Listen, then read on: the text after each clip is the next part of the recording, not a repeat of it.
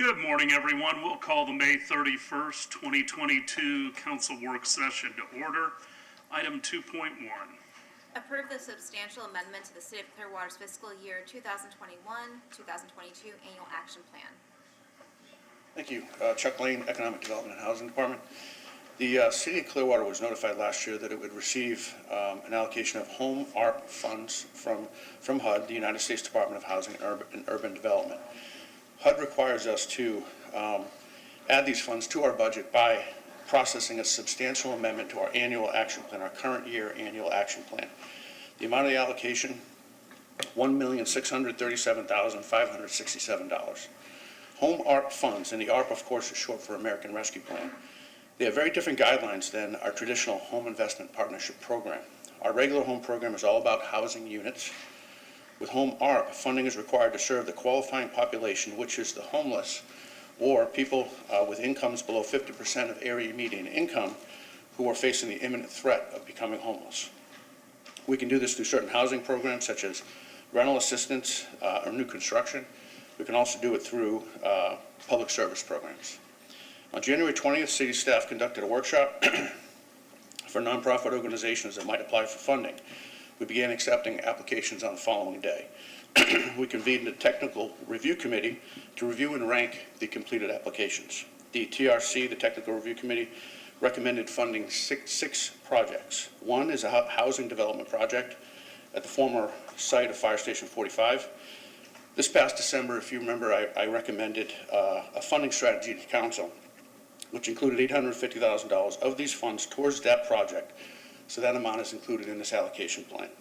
We're also proposing $134,750 to Hope Villages of America to provide rental assistance to people exiting Grace House, which is a family homeless shelter, and also those exiting their shelter for victims of domestic violence, which is called the Haven.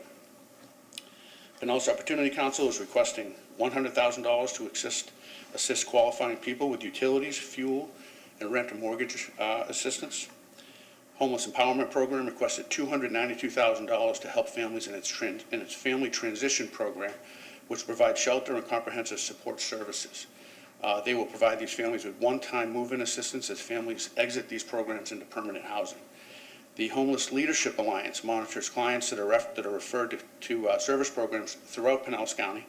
They've requested $46,180 for when they determine the financial assistance is needed to prevent or divert a Clearwater person or family from entering the homeless system of care, with housing being part of that solution. St. Vincent de Paul Community Kitchen and Resource Center has requested $50,000 to expand supporting services to help clients with housing support, addiction recovery, mental illness, and employment readiness.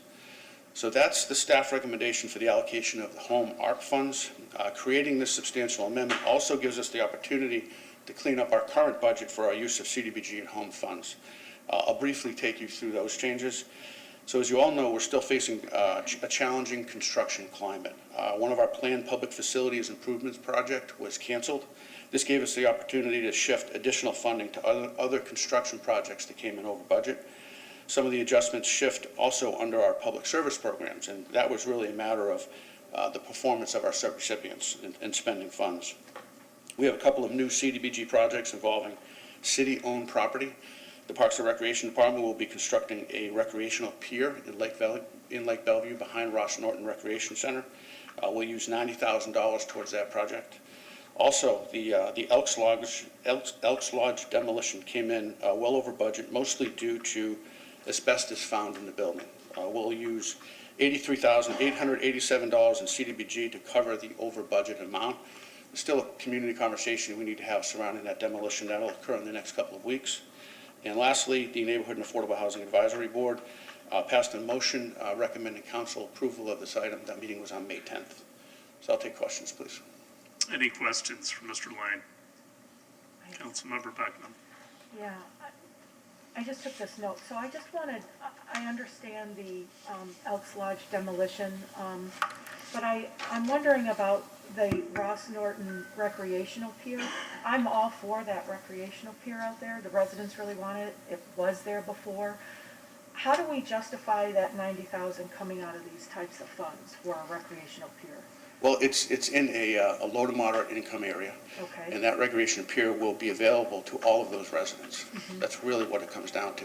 It's also, we're not using COVID funds, but that kind of recreation amenity is also applicable for COVID funds because it encourages outdoor recreation.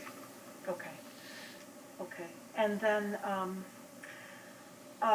when you have on the legislative text, Blue Sky Communities, amount recommended 875,000, which again, I'm okay with that amount and it going to Blue Sky, but what's the difference between amount recommended in some of them and amount requested? Did Blue Sky not request those funds and we're just recommending, or what's the No, difference? they did. There's really no difference. And Okay. it wasn't intentional to be, Okay, for it to be different.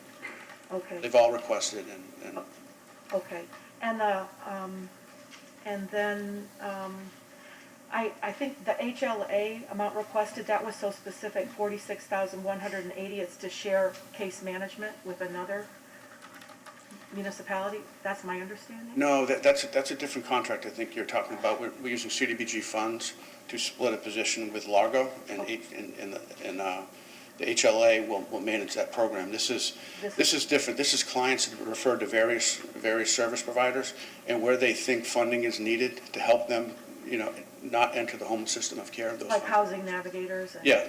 And homeless diversion and prevention? Yes, Okay. exactly.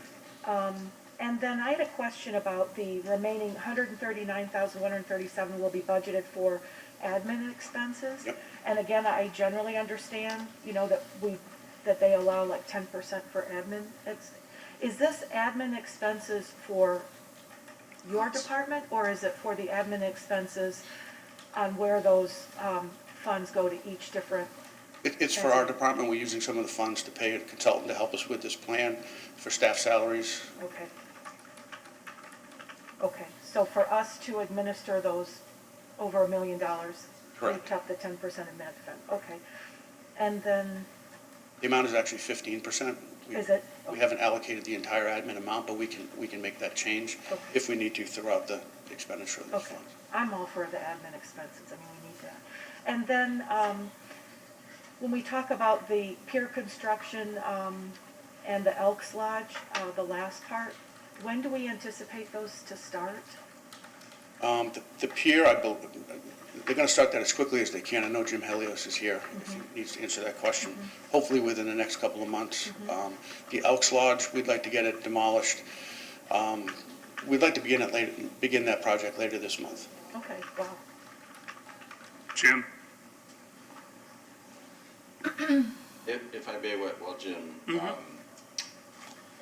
what was mentioned earlier, though, is we need to have a community conversation prior to the demolition of the Elks Lodge, right? Yeah, the last couple, we've had 2 CRA workshops, North Greenwood CRA workshops, and in both of those workshops, we've heard people from the community talk about, well, let's save the Elks Lodge, let's refurbish it, historic preservation. And as staff, we all understand the value in historic preservation.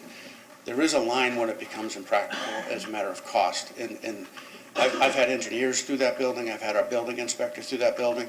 That building is too far gone to take on that effort. And it would cost 2 to 3 times more. We know about the TIF funding with the CRA. There may not be a ton. Whatever we spend on that building is money not spent elsewhere. So at our next CRA workshop, we're going to have that discussion with the community to let them know why we are moving forward with the demolition project. I was surprised, though, we didn't hear anything at the meeting last week. And that didn't arise, and people had an opportunity to come up to the mic, and yet that really was not an issue that arose. Now, maybe on the 13th, is that when we're having the next CRA? No. Yes, June It's 13th. the 13th. Yes, sir. Maybe it'll come up then, but, I think we need to give a vision for what that parcel can be. And I think the North Greenwood community has always asked for commercial to return to that corridor, the way it was way back when. And that's a crucial parcel.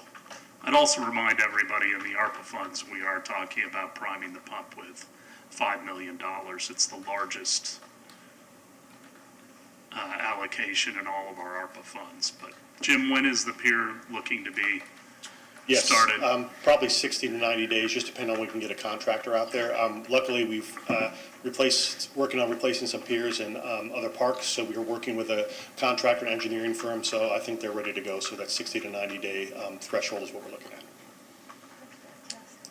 Anything else to add, Mr. Jennings? No, I just wanted to caution all of us that the city, or the residents of that area, I know have expressed support for the building, but we also need to continue to listen to them and see what we can educate and do together, so. Well, I think once we lay out the fact that the building is in such disrepair, you know, it should be clear that it needs to be. We've also extracted the cornerstone off of that building, and we intend to use that somewhere on the site to memorialize the history of the site, somehow, some way, tastefully. We'll involve the Elks Lodge in how we do that, the community as well. There are other ways to remember our history rather than to throw a bunch of money at a building that needs to come down. Councilmember Albritton? Chuck, this has to do with, I've been hearing from some of our citizens that in the senior living facilities that their rates are rising more than they can afford. Is there anything in this package that can help them on some of our senior living facilities in this? Well, what is in this package, and quite a bit of it, is rental assistance. It's tenant-based rental assistance, it's emergency rental assistance, and those types of folks, as long as they qualify under the definition of the qualifying population, we can assist those folks. Okay, So, yes. all right, very good. Councilmember Bunker and then the Vice Mayor. Are we looking for an alternative to the Elks Club, someplace that can become that new home? Well, that was the idea when we bought it. They take the proceeds of sale and they try to find another site and set up shop, and they haven't done that yet. So I don't know what the status is of that. So, Also, HEP is requesting money for move-in expenses for homeless families with minor children moving from their shelter to affordable housing. I was looking at the presentation here and the available homes there are to move people into. Can you give us an idea of, is there a long waiting list for homeless people to find? there's waiting lists everywhere, particularly at the lower, at the low income, if you will, projects, the affordable housing projects, the workforce housing, anywhere where rent is limited based on income. I mean, there are massive waiting lists. We have some projects in the pipeline, and that will provide some relief. But yes, the waiting lists are just, they're there, and there's not much we can do about those. We keep referring people. People keep calling, getting in line. It's the best we can do at this I point. know I applied for a 55-plus place back in 2017, and there was a year-and-a-half waiting list for that. Yeah. And then when my time slot came up, I was in the hospital and couldn't take advantage of it, so back at the end of the list. I was trying to help a homeless woman I met a couple of weeks ago on the street, trying to find a place, and, it is insanely tough. Is this a moment where we could be talking about the feeding of the meeting that we went to the other? Okay, at some Now, point. this is specifically on this item. All right, If you want a discussion item on a future work session or council meeting, Okay. that's the very appropriate good. time. I didn't know if any of this funding could go toward that. I mean, I was talking to somebody that provides Section 8 housing this weekend. They said there's 20 people for every Section 8 property that exists. And there's a lot more to it than that, but a lot of the properties have escalated in price. They're no longer even Section 8 levels, so then they're moving to market rate. And then there's other issues too. As much help as we're giving, and it's substantial, it is a drop in the bucket to what the real problem is. Vice Mayor? I would say, yes, that's correct. And I would also say, when you talk about a wait list, there are 70 families waiting just to get into shelter, that they're sleeping in their cars, or they're in uninhabitable is how it's termed, locations, 70. and, you know, it's not anticipated to, decrease. We also have years for permanent supportive housing or Section 8 housing, people on Social Security disability. It's years that they wait for that, so it's a crisis. I did have one other question about the allocations, and it really has to do with the allocation of money to Hope Villages. And there has been some concern about their management and administrative issues. JWB terminated their contract with Hope Villages, citing financial and administrative issues. There are 4 former employees that filed complaints with the EEOC. You know, the EEOC concluded it was unable to conclude whether discrimination took place, but granted the women the right to sue Hope Villages, which 2 of them are doing.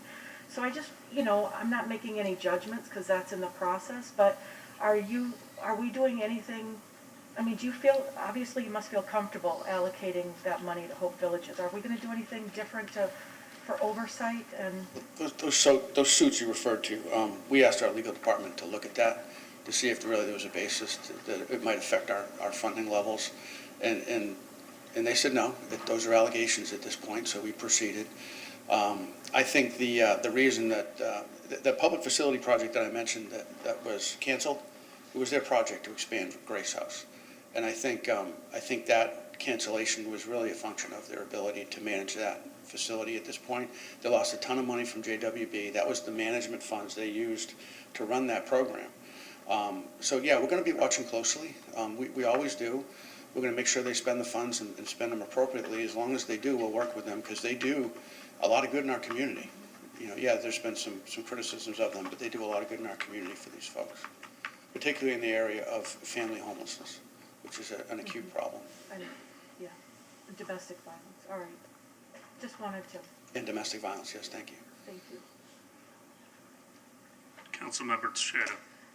While reviewing this, I have to be honest, I was very discouraged when I saw the Blue Sky allocation. But I'm looking at it, $175,000 for 5 units, just like a drop in the bucket. And I was wondering if there was any other organizations out there that would provide higher density creative solutions, because at $175K for 5 units really does not have a big impact. Are we aware of any organizations out there that have creative, high-density options? I mean, we put out a notice of funding availability. That's how we do this. We had a public outreach effort. We had a workshop, invited all folks that we thought might be eligible to apply for this. Mm-hmm. And these are the applications that we received. Now, it's actually $875,000 towards Blue Sky, which, you know, maybe makes your argument a little bit better. But the fact of the matter is, and we explained this in December, if we don't bring that funding to Blue Sky, yes, it's 5 units, but none of that project comes out of the ground. And whether it's Blue Sky or another project, you know, the way HUD works it, we fund a specific amount of units, a finite amount of units, but funding doesn't come, the whole project, 80 units doesn't get built. So that's really kind of how we need to look at it. And I would add, we're having substantial financial issues with all of the affordable housing projects. We have 171 units that I met with the developer, that are on hold because of the increases. And we've got to figure out how we and maybe others can help fill the gap. Because that is a sizable addition to our needs. I know there was one, I'd have to do more research, but there were some creative solutions up north as well throughout Europe of containers and just very creative ways to decrease the building costs but increase the density, therefore putting a bigger impact on the numbers of people who, numbers of needs. So just wanted to make a comment on that. We actually did have a conversation last week about containers as a possible solution for homelessness in the county. And so more to come on all of that, but we did have that substantial conversation actually. Excellent. Vice Mayor. Mr. Jennings, are we actively reaching out to the county for them to help fill this gap? I mean, they have, what, $180 million in ARPA funds. And, you know, this is where it can be used to help these municipalities fill these gaps. I'm not sure what their current balance is. I know at one point they certainly had that amount. I will reach out to, we have been in touch with the county. I know, Chuck, I believe you've been in touch with the county, and Denise and others, but I can reach out today again just to check in. All of the partners that we have on these substantial housing projects, they're very well aware of the penny program and they're plugged in. And we make sure of it. And we communicate with the county on each of these projects. But other than the penny program, why can't they use their ARPA funds, the county, and just write us a check for this gap? Yeah. They're going through the same process on ARPA as we are. They may not have the same priorities, and that's something that we can talk to the county commissioners about. So, all right, we'll discuss this further on Thursday. Item 3.1. Approve the request from the owner of property address 67 Kipling Plaza to vacate the 5-foot wide platted utility easement. Good morning, Suzanne Kramer, Real Estate Services Coordinator. The purpose of this vacation is to provide space for pavers and a pool pump. There are no city utilities present in the easement. City staff have reviewed the request and have no objection. Any questions? 3.2. Approve a work order to McKim and Creed for design of drainage channel stabilization south of Cleveland, Hercules, Arcturus. Good morning, Roger Johnson, Engineering Manager. The city owns and maintains a series of drainage channels south of Cleveland Street. A recent inspection indicated some structural failure of the stabilized bank. Rather than merely addressing this failure point, we've decided to do a holistic assessment of the ditch system to determine if the current orientation and construction methods that are present benefit both the city and the residents. This is what the work order in front of you will allow us to do. I swear at the last council meeting, I asked if we were still using McKim and Creed. And the answer was no. And here they are. They're the ones who designed the marina for us back in 2006-07. What with the issues? Yeah, the one with the issues. So, not real happy to see their name on here. So they're currently still on our VOR list. Yeah. Any questions? Consent? Yeah. 4.1. Thank you. Approve a purchase order to DevTech Sales, Inc. for the purchase of Itron equipment and accessories for water and gas meter reading activities. Good morning. Morning, Cynthia Boyd, Utility Customer Service Director. My handhelds for reading meters, gas and water meters have reached their end of life. They're no longer being serviced by Itron, and I have to go out and purchase new ones. And that's my request today. I already have 4 are already down and broken. I'm borrowing from gas right now, so I need to get this done as quickly as I can. Questions? How quickly will we have these? It says 6 to 8 weeks, as soon as I get everything signed off. Consent? Yes. 5.1.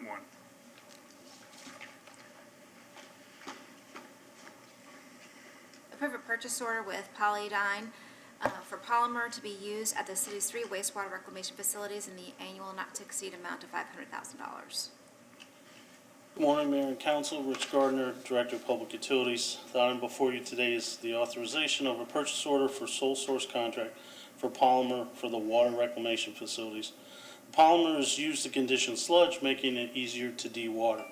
We're recommending award to Polydyne in the amount of $500,000. This is a 1-year contract from July 1, 22 through June 30th of 23.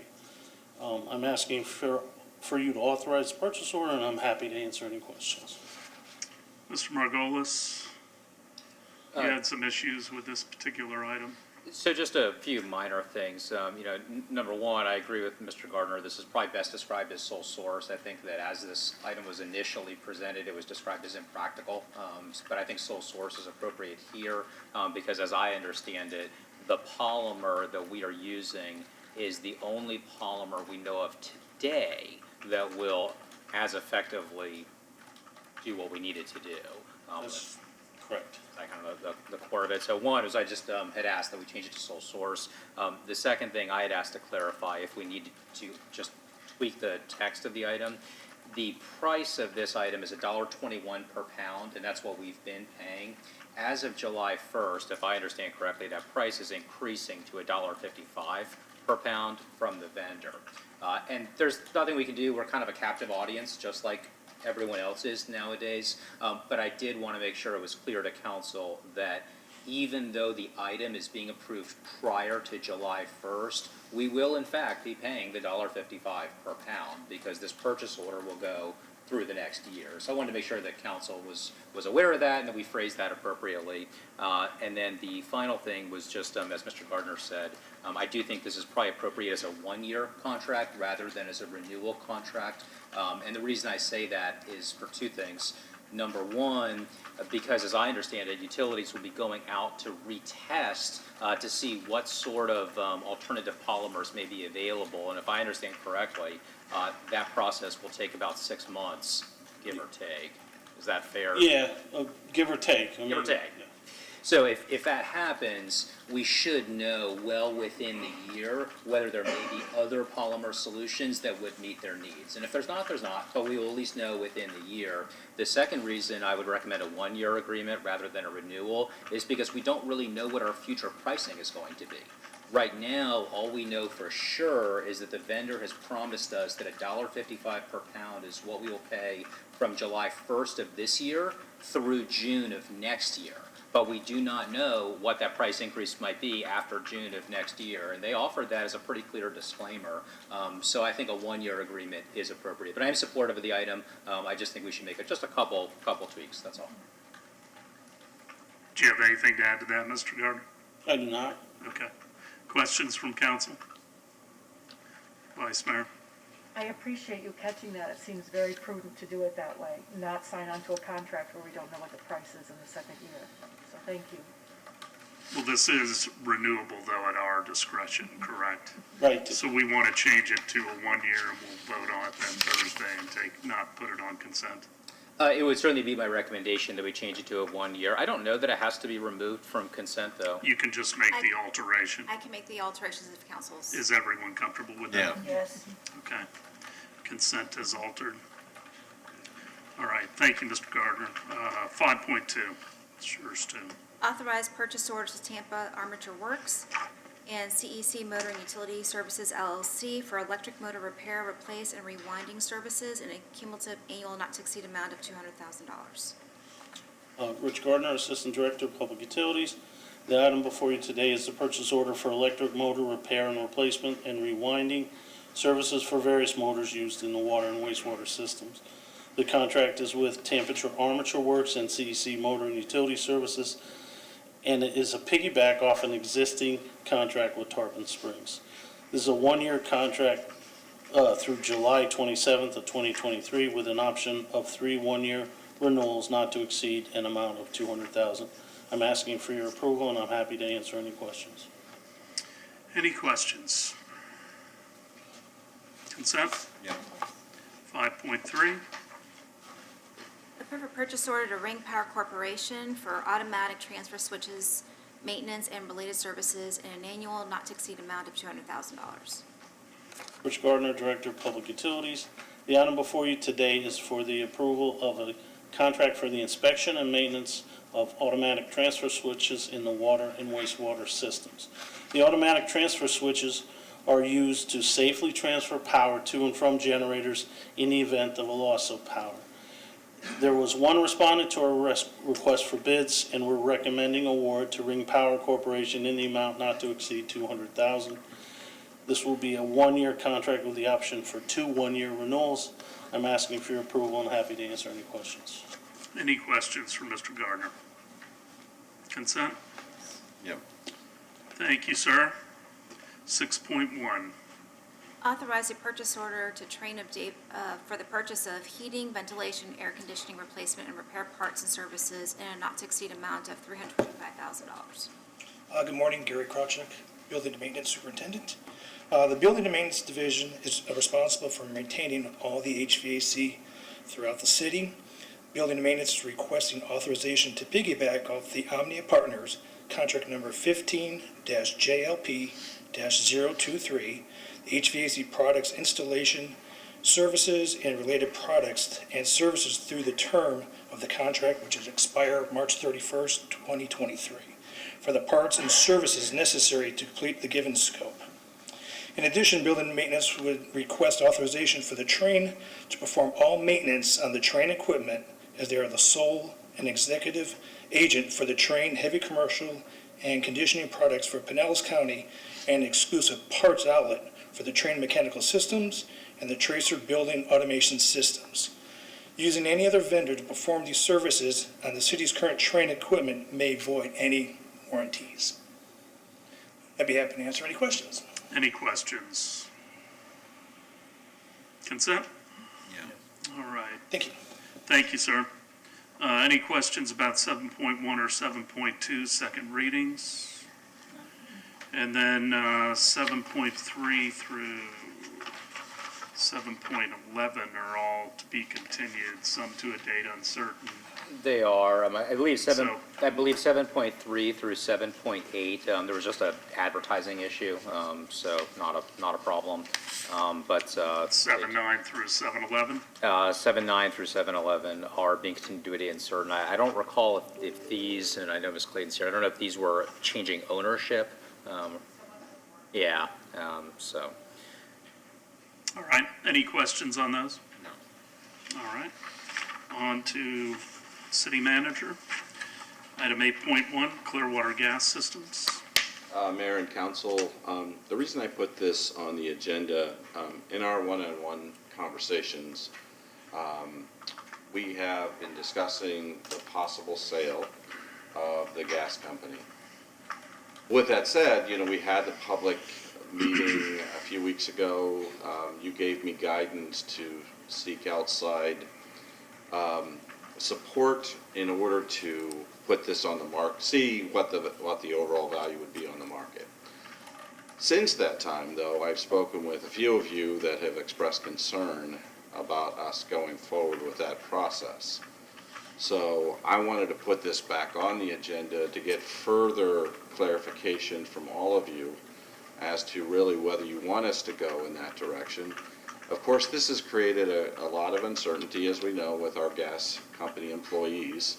And so if it's not the will of the council, the majority of the council, to move forward with a process on the gas company, I think that helps inform certainly what our next steps would be from a staff side. So that is really the reason for this conversation. So I'm happy to, and I believe, Chuck is here as well. So if there are any questions.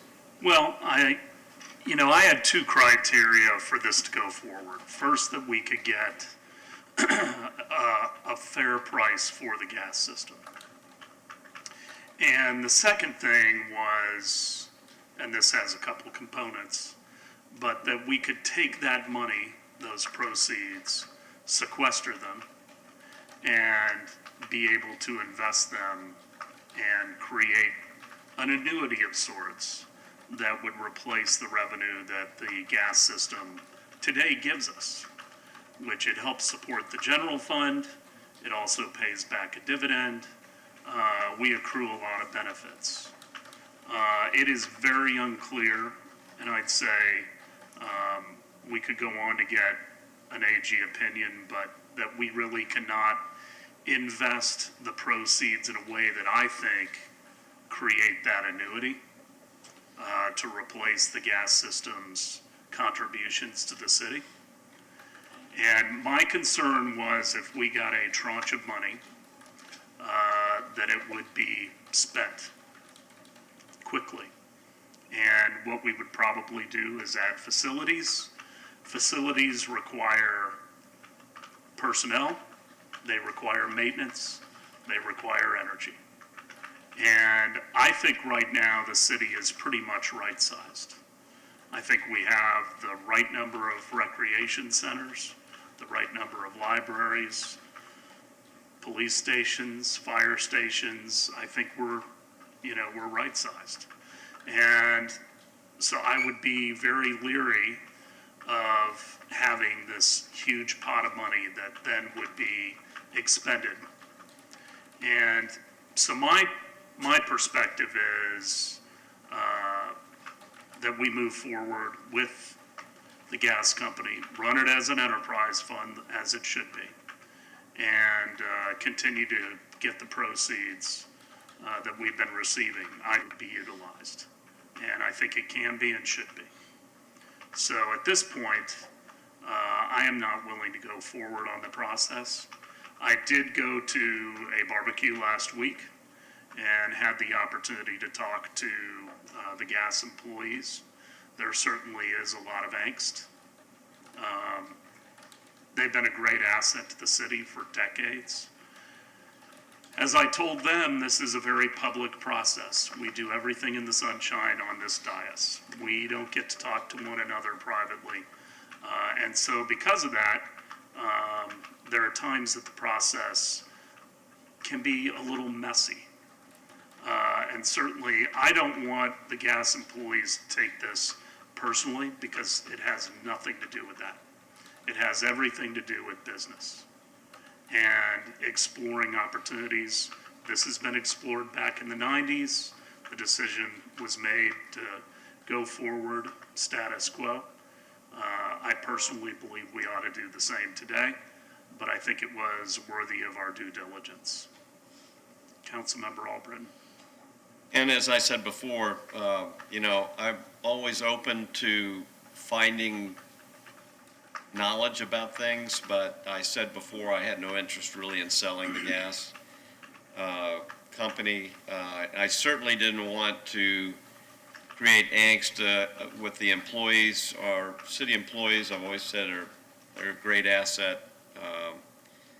So I kind of agree. If we cannot protect the money, if we did decide at some point to sell it and that money couldn't be protected, it's the wrong call. So I'm fine with letting you know that as far as I'm concerned, we should drop it. I'm really not wanting to move forward on this.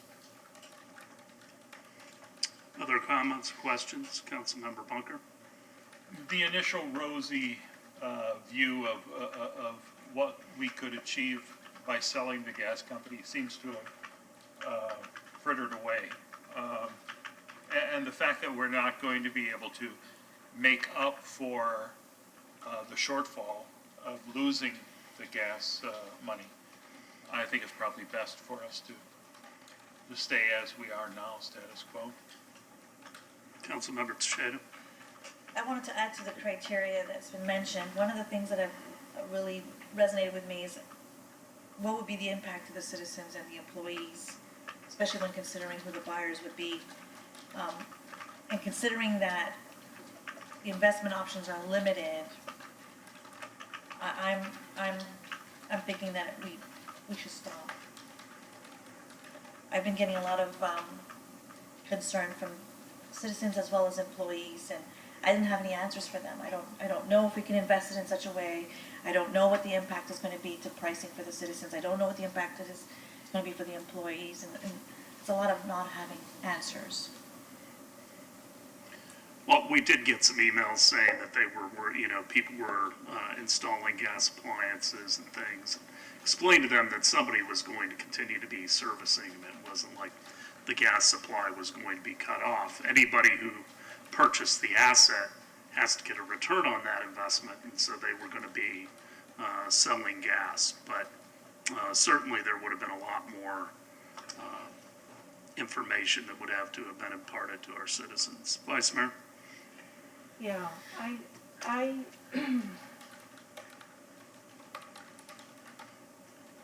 so I think it's important to understand that we, in having this discussion, we're having it as a regulatory board of the gas company, right? Is that correct? We oversee the rates, right? We approve rates, all that stuff? Right. And so we have certain responsibilities as the board that oversees that public utility. And I think it's not been discussed or cleared or an onboarding process about what it means to be in charge of the gas company and make those sorts of decisions, and what our responsibility lies with. You know, we are here to run it as a business and make prudent business decisions. And so we have to answer to ratepayers, we have to answer to residents, we have to answer to gas company employees, and we need regular updates on the health of our public utility and the broader energy landscape to make wise decisions. And I think we need to take into account all that information as we assess the value of this public utility. And, you know, it's not going to continue to expand indefinitely. And so we had some presentations by an energy sector expert. We know that at some point there will be a decline in demand of natural gas. And our job up here is to be very informed and prudent about what's the best practice in anticipating that and dealing with it. We don't want stranded assets. We have 6,000 residents, that, not residents as individual people, but homes, businesses, or addresses that have gas in Clearwater. So 6,000, plus we have, 90 employees with the gas company that we need to consider. And then we have customers of the gas company that extend beyond Clearwater.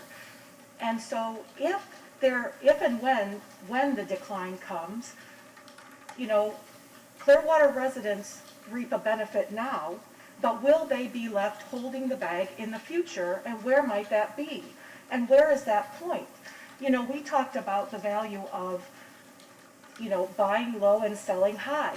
And if there was a scuttle of, when we talked on the dais about the possibility of getting a broker and understanding what the value of, or would anyone want to buy it, there was immediate interest.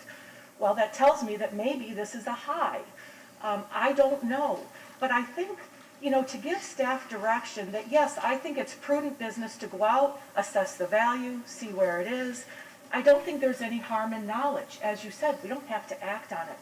But we do answer to the employees, to the residents, to the customers beyond Clearwater, and we're responsible for being very prudent and financially responsible.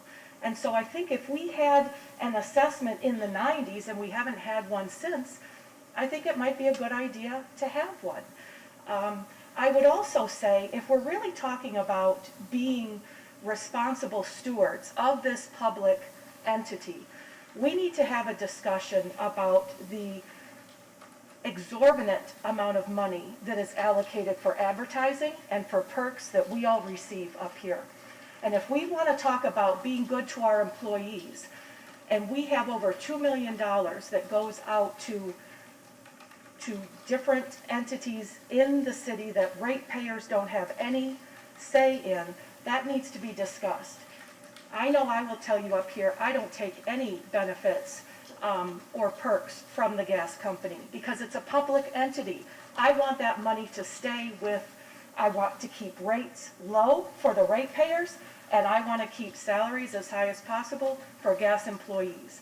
And so I'm up here to operate in full transparency, and we need to have a bigger discussion. If what it is we want to do what's best for ratepayers and employees, there's a deeper discussion that we need to have as well going forward. Well, we can put this on the agenda for Thursday. I'm not hearing consensus 100%. I can count 4-1 right now, so we can put it on the agenda for Thursday. Item 8.2. Mayor and Council, a few weeks ago, the majority of the council made the decision to move forward with Ruth Eckert Hall in negotiations to take over the management of the amphitheater at Coachman Park. Staff has already begun meeting Mayor, as you had mentioned earlier, we do need to run things as a business, and this is certainly one of those assets that is a major investment for the community, but at the same time, it's also of great benefit to the community. And so today we are seeking your guidance as to the parameters. And they can be loose parameters, but we just want to have a better understanding of where you would like for us to go in the negotiations. Again, this is very different for me in Florida. You kind of negotiate behind the scenes with sunshine. It's a very different type of situation, but it is what we have, and so therefore I'm seeking your guidance going forward. Well, I think with whomever we had chosen, there's going to be ramp up because it's going to be a new facility. We certainly saw that back in 2008 when we originally bought the Capitol Theater, which was in tremendous disrepair back then. It's not the way it looks today. Then the remodel occurred at Capitol Theater, and the two buildings that were adjacent, which used to be the Pat Lokey. What was Pat Lokey both times? It was Pat Lokey on the west side, and then it was also Pat Lokey on the east side when she moved her location. And those buildings were taken over, and then they built a U around the Capitol Theater. I think we have somewhat of a template in the fact that we do have an agreement on the Capitol Theater, which is a little bit different from the operating agreement out at the hall. But I think one of the things that we need to discuss as a council is there are going to be shows that are going to be profitable.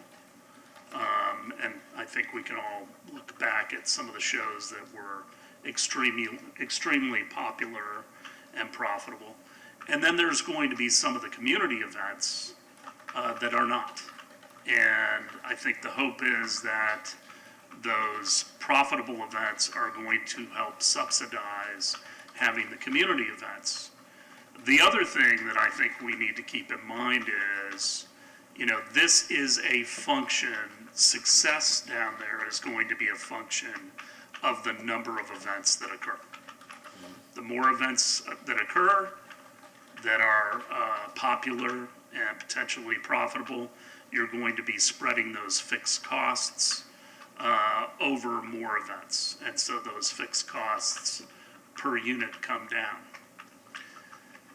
But we also made promises to the community about how this was going to be programmed as well. And that, I think, is kind of a balancing act that we're going to have to determine. And I think it is going to be something that's probably dynamic. Certainly Water's Edge and some of the other residents around the core of downtown were concerned about the amount of traffic, noise, and other things. And so we could program it so there's 150 events a year. The question is that the right number?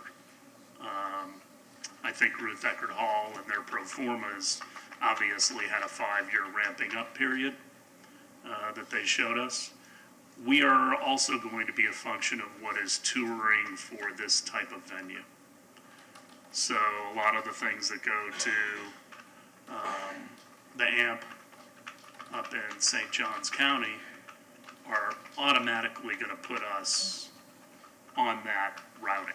It just makes sense. It's going to reduce their costs as well. So that's kind of my perspective, that this is going to be a dynamic agreement that we're going to have to look at balancing profitability and what has been promised to the community over the years through referendums and public meetings and everything else. Councilmember Albritton? Yeah, that's exactly the way that I imagined it, and I think we talked about that with input from Water's Edge and the meetings we had with downtown and the surrounding areas, that we wanted to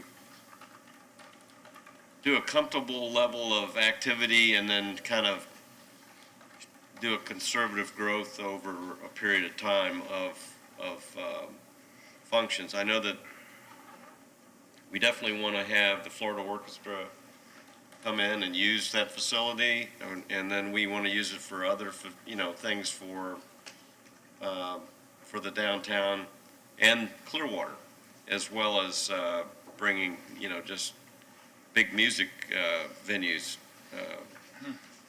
acts down to it. So I think that Ruth Eckerd pretty much has been involved with a lot of the talks over the years, and they got a pretty good concept of what we're looking at, so. Vice Mayor? Okay, so, you said we made promises to the community about how this was going to be programmed as well. I would ask, what promises have we made to the community about how it's going to be operated? I think we made promises about how much programming would go there. And what I mean is large-scale concerts. That there would be large-scale concerts? Of course there'd be Okay. large-scale concerts. Okay. It's the number of large-scale concerts. Some of that is going to, again, be a function of what is out there on the road for this type of venue.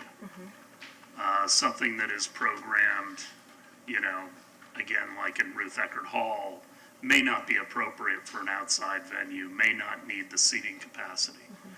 But, I mean, that was one of the things that was talked about at length in the public meetings going back years and years. Okay. And so I just think it's going to be a balancing act.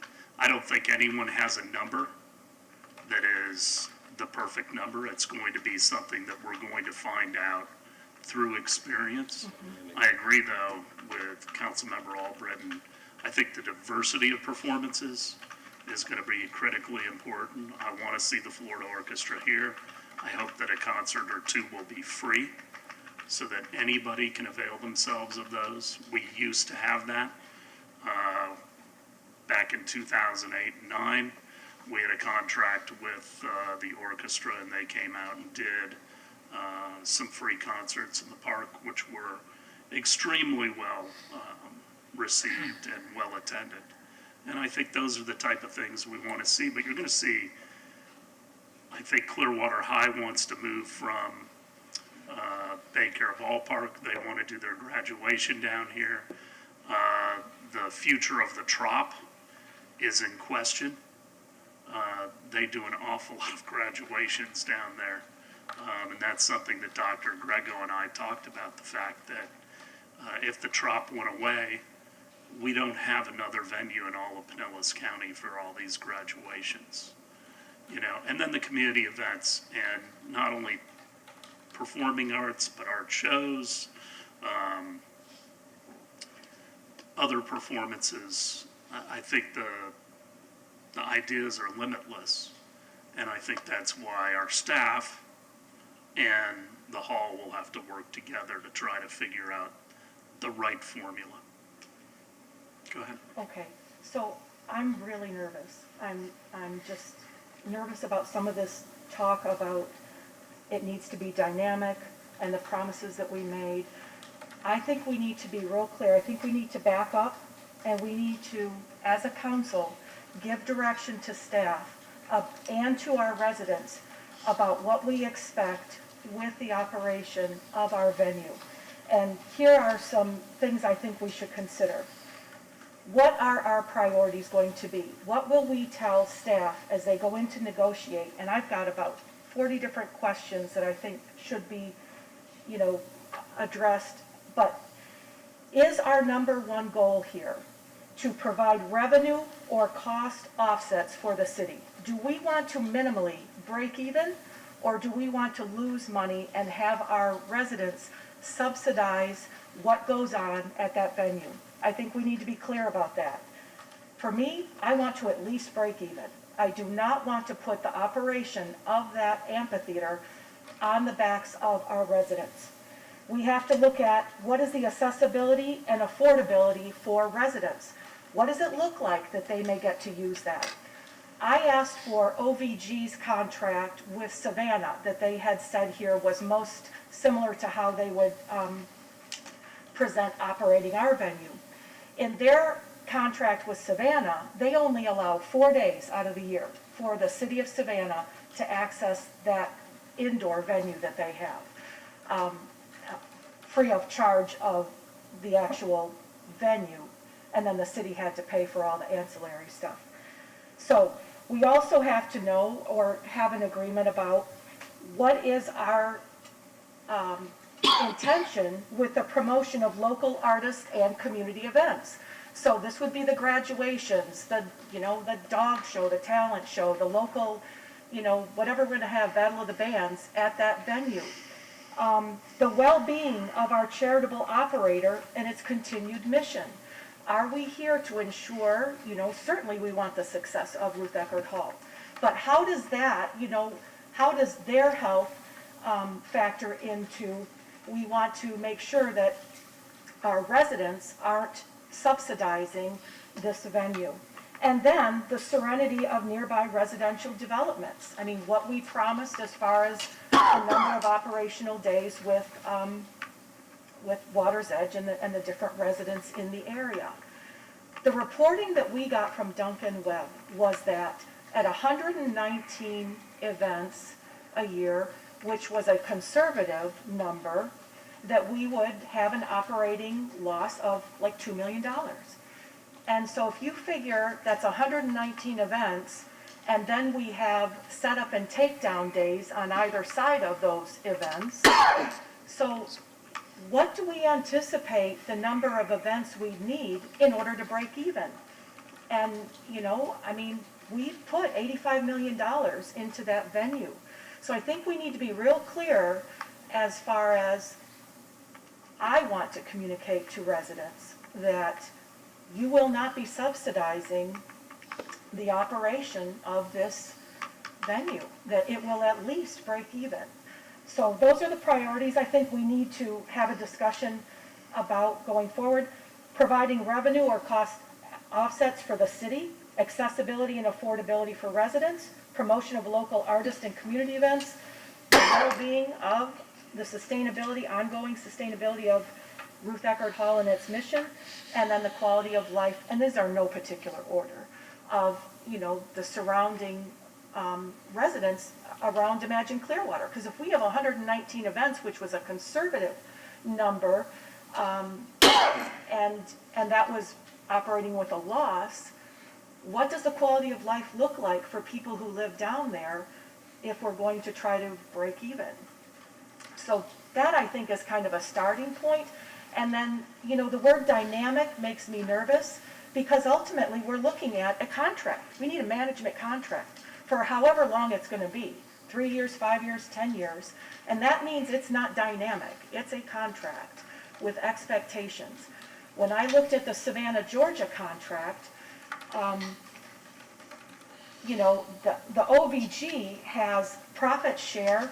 So OVG has guaranteed payments in years 3 through 9 of a 10-year contract. $50,000 was paid to Savannah in years 3 and 4, and $100,000 was paid to Savannah in years 5 through 9.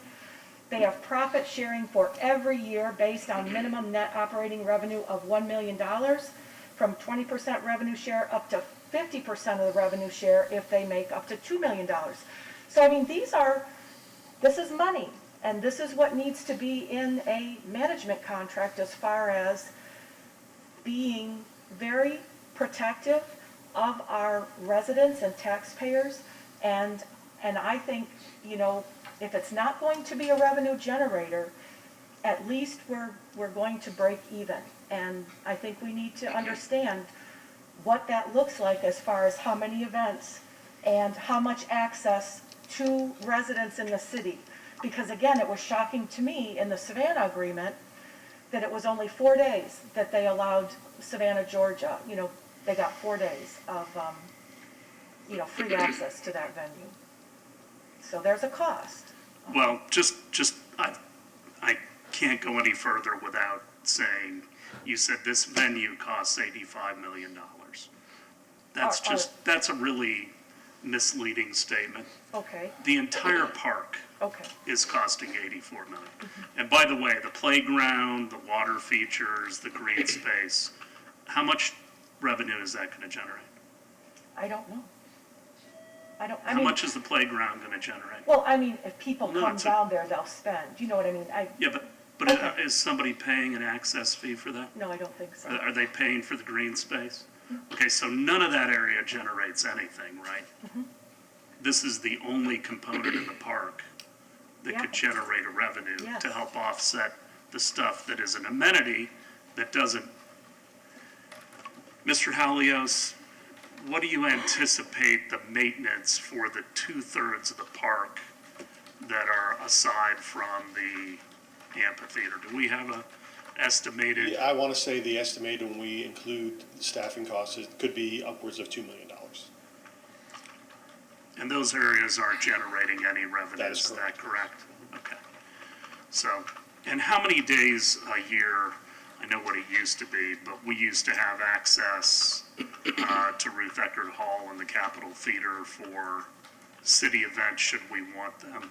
I'll have to look that up. I don't want to give you a number off the top of my head, so I can Okay. look that up and get back to you this afternoon. One time it was 13 days. I don't think the city uses them. Yeah, and that's We used them exactly for the it. Clearwater Chorus, I know, and some other events. I'd like to get that number, Sure. though. I'll be able if to you provide it to could. you later. I'd appreciate that. Councilmember Bunker?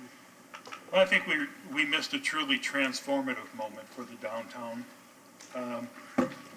Nothing against Ruth Eckerd Hall, but I believe OVG would have given us a real boost to make the downtown work.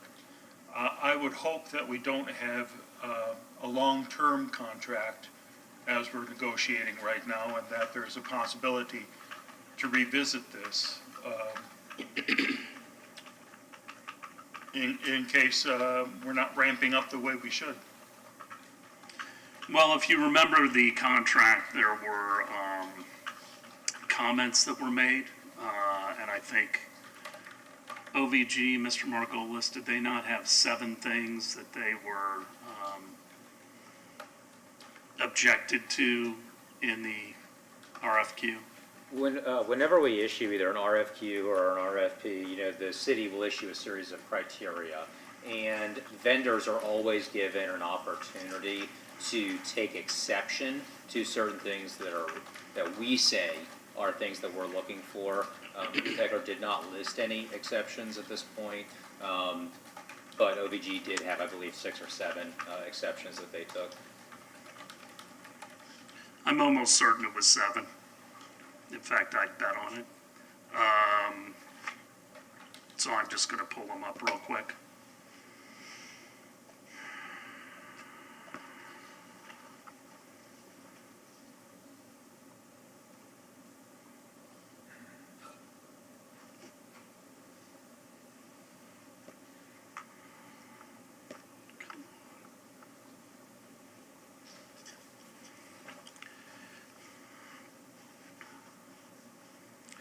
One of them was termination,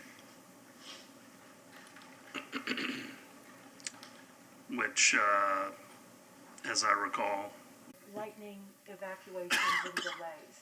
And so there are a couple things, I'm thinking, all right, if we've got 9,000 people down there and there's a lightning that's coming, the only reference I have is I coached a little swim team at Ridgecrest Y, and our practice was from, I think it was like from 5 to 7:30, and almost very frequently during the summer, we were back into the building for a couple hours because we had an alarm of lightning was detected 7 miles away, and then we had to wait for it to clear. How do you anticipate handling that? So that's one question. Then I got a follow-up one. Okay. Again, I would work with the city on the, like Park and Rec especially, who deal with it at tournaments, and to define what are the laws as far as evacuation goes with the minutes. If there's, I know in some cities it lets an alarm goes off, and that means it's a 40-minute time that nobody can be back. But certainly with the use of the library area, the pavilions that are covered, I mean, not every show is going to be 9,000. I know that's kind of a question. Same thing would be dealt with at festivals when they've been there in the past, or Jazz Holiday. But for the 4,000 setup, that's going to be dealt with differently undercover than it will be be with the 4 to 5 more on the lawn if that need be. So I would say once it's erected, we can see what areas are going to be, suitable for coverage. And then, we spoke to other FDRs where they let them actually go back to their cars upon pre-entry if they anticipate it. They open doors later, you communicate with the artist. In some cases, you don't do the opening act and say, because you want the headliner to play. You say, look, we got lightning coming. We're going to go right with you guys at 8 o'clock instead of, it's just all a conversation, It's the world of outdoor venues in Florida, so. I know, it's gotta be a nightmare. But I think, it's a part of the conversation, but it's also gonna be part of the contract, right? And so, if I'm thinking, if you've got Billy Joel coming and there's a lightning delay, let's say there's a lightning delay of an hour and a half, or, and maybe his contract says, look, I'm not waiting longer than an hour or whatever. And so then we have a noise ordinance that says we're only having noise up to midnight on, weekdays, and then now he's gonna come back out and restart his concert, and he needs to have that noise ordinance suspended maybe to go to 1 o'clock to get the full concert, value. So those things would have to be part of it, right? And those would have to be then put into our noise ordinances at the city level. Right. Vice Mayor, we're getting in the weeds here. I know, but these are things that I think it speaks to the residents, what their expectations are, and, if a concert is delayed and people at Water's Edge are like, oh my gosh, now the music's going till 1 a.m. on a weekday, that's what's happened because there's been a delay and we've extended it. The other thing I is. understand that, but I think staff ought to be negotiating this, not us from the And dais. there No, usually I is a know. provision. There's a force majeure contract clause, and there's also rescheduled. And Yeah. Jazz Holiday, we've actually extended hours Yeah. with permission the night of show, and some storms came in, not till 1, but we got past it with approval. So Yeah. I think Mayor's right that this should be a discussion among. And we've also had event insurance too. Yeah. Okay. So, I mean, the proper way is to speak to the artist about returning. I know it's the worst case for the crowd, but they want to see the artist. So Yeah. if it's a day later, a month later, Yeah. relationships help in that regard, and things don't become so black and white when you're dealing with artists we've dealt with, and you say, look, don't leave these people in the lurch. Let's come back and do it when you Well, and I can. hope, and so one of the things I thought of was, well, okay, so if the Billy Joel's concert had to get rescheduled, does that mean Clearwater High School's graduation that was scheduled on this night, and Billy's like, this is the only time I can come, sorry, Clearwater High, It's you're all out. communication, relationship. You let them know that's not a good day for you to return, and then you just keep going until you find the solution. And that's not something that's in the city contract. That's something that's negotiated with the artist. Okay. You know. Do you have any expectations on security, metal detectors? Is that part of the management contract, all that kind of thing? I would hope so, and like I said, we mentioned earlier, several weeks ago at council, that our security staff is the finest, and we put them up with anybody. They're not just breathing humans with a shirt they throw on them 5 minutes before the show. We take a lot of pride in our security. Also, we have instituted or experimented with a product called Zonar several years ago, which is the safest and fastest way to nail clipper in your pocket, and it makes it a more pleasurable experience. It gets folks in quicker, but it also checks for things that they're not even aware we're checking for, which is part of the safety. It's called Zonar. They're actually built out of Pinellas Park, and they're constantly updating and by testing at the hall, they've found just ways to tweak it and make it better. Super Bowl came in at the time last year, and there was an article in the Times about this product, how wonderful it is, and they came to the ownership and said, we need 40 of these for Super Bowl, for all the right reasons, So those are things that we do, and we spend money on that. That's part of the things that the public doesn't understand. They're 5 figures per unit. But at the end of the day, it's about the safety, and it's about more than just the pat downs and it just makes the experience wonderful for the patron, and it solves them getting into the venues faster, and knowing that we've checked for everything imaginable, and so I hope that answers you a little bit. Sure. So you have a lot of volunteers, ushers, and stuff. Do you anticipate you'll use a lot of volunteers, for? I hope in any case, if they can feel they're immersed into the community that way, and they love their jobs, and some might live closer to the downtown than they do Ruth Eckerd, or certainly we're always adding to our usher staff, and we're actually incorporating a way to get a younger staff that would be more conducive to these type of summer shows. We work with the universities. There's some programs that, we were just quite honestly shocked that they're not running to all of us, including Park and Rec, and about working in the concert business, And so we're hoping that we can have like a job fair day or a volunteer day where volunteers of all ages for all positions can be filled. That's a lot what the amphitheaters do, especially in the summertime. If you look back, probably last month through all the amphitheaters, there was a job fair day and a volunteer day where they do that kind of coordinating that. So that should be a new aspect. But absolutely, if we can get any of the community from any of the counties coming down to work and help, that just mitigates costs and it keeps them inspired. It spreads the word about where they work, and those are the best cheerleaders and marketers we can have.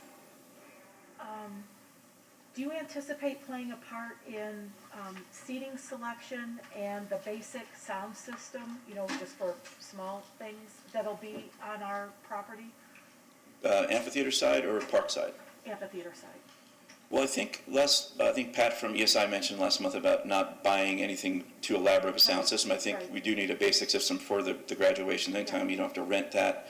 I think in the discussions with Chris Cook and in our tech meetings, we did allow for a space where we can store some basic microphones and speakers and monitors that can be used for assemblies of the basic kind. Most of that works. Most of the local artists we use at Ruth Eckerd on our we do our 2 free stages, and we hire local talent every night, and they usually bring their own little sound system that, again, would accommodate the capacity that's intended for that size.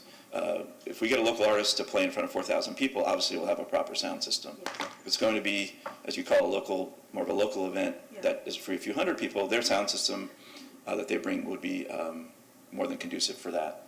But I would anticipate, since you're going to be the manager, you're going to help us select seats and the standard sound system that's up there. Oh, you mean as far as the seating sizes and everything? Absolutely. Types of seats and Councilman Albritton brought that up. We had a long discussion several years ago that I think the seats are already on order. Yeah. So but Mr. Hallius is behind you. I hope they're not. Jim Hallius, the seats are already on order.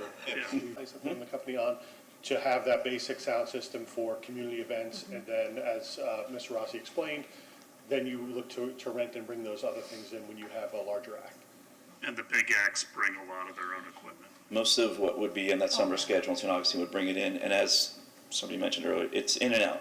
There's no, we also strongly disagree with Duncan Webb's assessment of just about everything, including staffing. He's not an amphitheater guy. So $2 million in losses, that's by having all those full-time employees and unnecessary equipment. Concerts come in and come out the same day. So you can dispute any of that assessment of cost that requires utilizing the venue and killing days and killing events that you're talking about. Concerts come in and out. Festivals could be a little different. I can't speak on behalf of Jazz Holiday. I know they have some infrastructure related to food and other things and booth spaces that, they may be able to get it in 4 days and out. I mean, I think tradition allowed the ability to come in on those days because typically nothing was there in the park. So to say they took to take their time and load in and load out, it was typically because there was an activity in Coachman. Now there will be. I would point out that OVG disagreed with Mr. Webb on the size of the covering as well. Mm-hmm. So.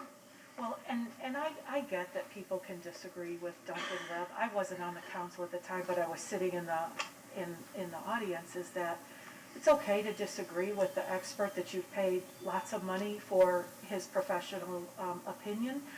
But if you disagreed, I would go out and get another opinion rather than just operate off of my gut and say, well, I don't believe that. I kind of just believe this. I'm going to go this way. But, that's neither here nor there. We did sit down with Mr. Hallios with 7 other amphitheaters that are actually tangible evidence. Currently, everything from seating to sponsor, naming rights. Mm-hmm. We went to factual examples that we showed Mr. Hallios that just show that 7 employees were not necessary to do 2/3 of the park.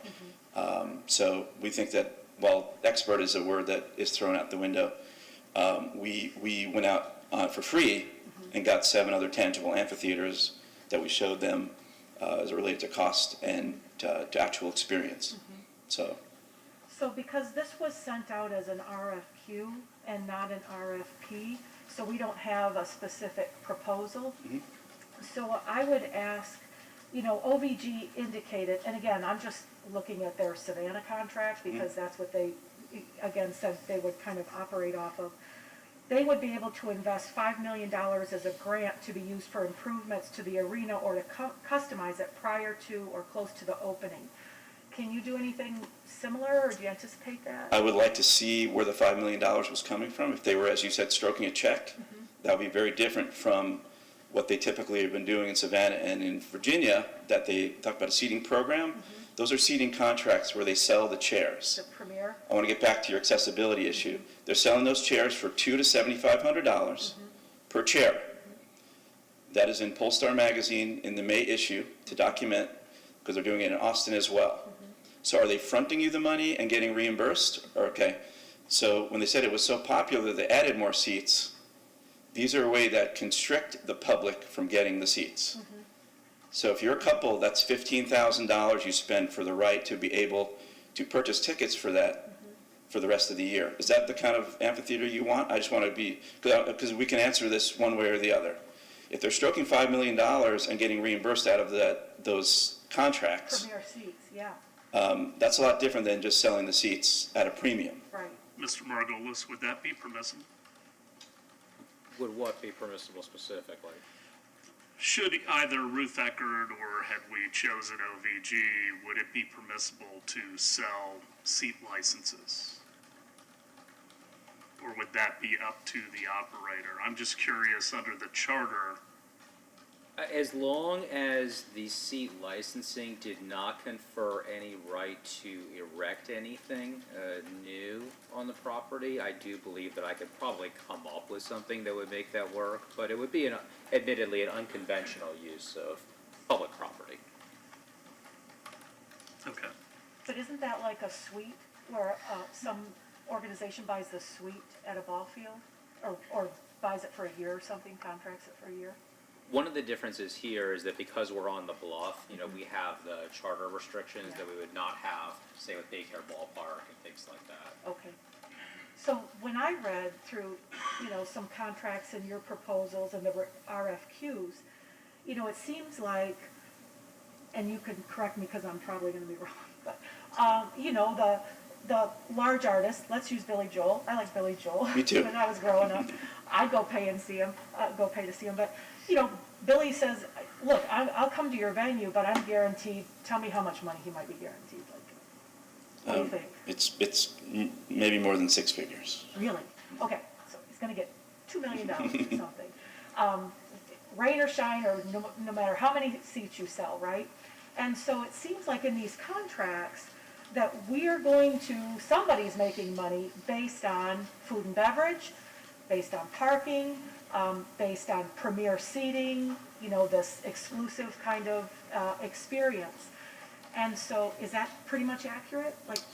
Well, I always use the example when people look at artist fees and go, oh, do you believe they got so much money for one night? And then you just go right back to baseball and you go, this so-and-so's getting so much per pitch. I know, I'm not. So the ones that know they can sell out, and I 100% agree with this. I mean, they deserve that money because they're the best of the best. So when you're a concert promoter, there's risk. Typically, you get a minimum amount. The artists typically that are the artists that deserve what they get are walking away with the lion's share of the money. But it's about generating the excitement, and it's about generating the interest of that experience that you've created. So some nights you're happily surprised by a middle artist that does super duper well, and you have a great payday. And then other times you go in knowing that they're going to sell out in 5 minutes, and you're going to make this much, but the excitement it causes with the press and the excitement it causes in the community is worth $1 million. And that's part of when you do a volume of shows, whether it's 250 at Ruth Eckerd in the Capitol or 70 to 80 at Coachman. Some nights you make less on ones you think you're going to make more. That's where public perception is wrong a lot of the time, that, we paid $100, and they start counting seats and go, oh, they're getting a bundle tonight, not realizing that the artist is going away with 90% of it. I don't begrudge the artist, especially, we're not. Yeah. they're But not somebody's like gotta pay the bills, CDs and you know. anything like that, right? Yeah. I mean, it's a different music Yeah. environment now. Yeah. So, I mean, it But is that's what where, it is. like Mayor said, you build them up through the smaller venues, and Yeah. along the way, they play for more reasonable fees, and in our minds, they've earned it. If they went through 3 venues and sold out, and they're working their way to 4,000, Mm-hmm. then let's roll the dice together, you know? So, you know, OVG had a profit sharing, they had a guaranteed payment. Granted, it was little, in the first 3 years, I think it was, did I say 50,000, and then in years 3 through 9, it was 100, but they always had profit sharing as well. Do you anticipate that kind of agreement with us? I mean, you've heard me say, I don't want taxpayers to be on the hook for this. And so, words like economic driver and a big catalyst, I can see that when we have big concerts or any concert down there that people are gonna come, they're gonna go to the restaurants, and it's gonna be great for our economy in the downtown area. Yes.